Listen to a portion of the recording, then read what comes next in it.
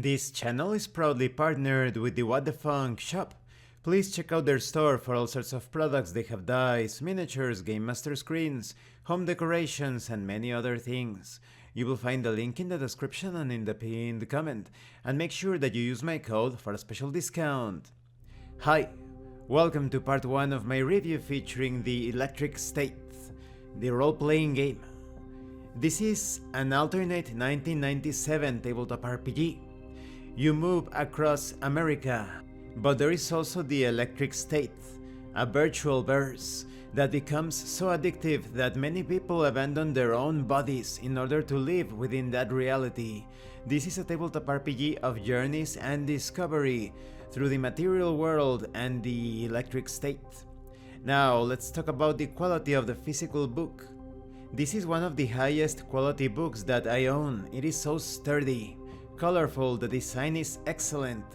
It looks slightly retro, of course.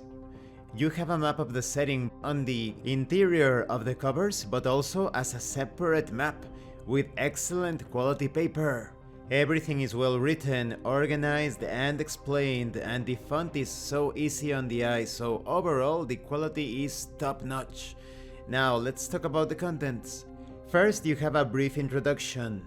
This is a game about a group of travelers heading out on a journey through a strange America in an alternate 1997 as mentioned before. The ruins of gigantic battle drones litter the countryside, heaped together with the discarded trash of a high-tech consumerist society in decline. It is quite common not only to find the ruins of structures, but also corpses that are indulging in the pleasures of the virtual verse known as the Electric State. Once people interact with the wonders of the Electric State, they run the risk of becoming completely addicted to the experience itself, leaving their physical bodies to rot away. Now, something that I really like in this introduction is that, apparently, the authors perhaps paid attention to something that I criticized from the Walking Dead universe tabletop RPG. I mentioned some very non-roleplay, immersion-breaking things that were presented in the example within that book. And here it is corrected for the most part. For example, there is this error here. One of the players suddenly starts to have a conversation with a game master that doesn't exist in the fiction. He asks, "Do the people in here seem to be blind?" You don't need to ask the game master that. You shouldn't have a conversation with a game master that does not exist in the setting of the Electric State. Instead, I look around to see if the people here are blind. You see, how simple is that? And then there are some other like tidbits where there is this conversation between the game master and the players, but for the most part it is somewhat minimal when compared to the Walking Dead universe tabletop RPG. This is by the same author. The awful "what do you do" question is also removed, so that is excellent.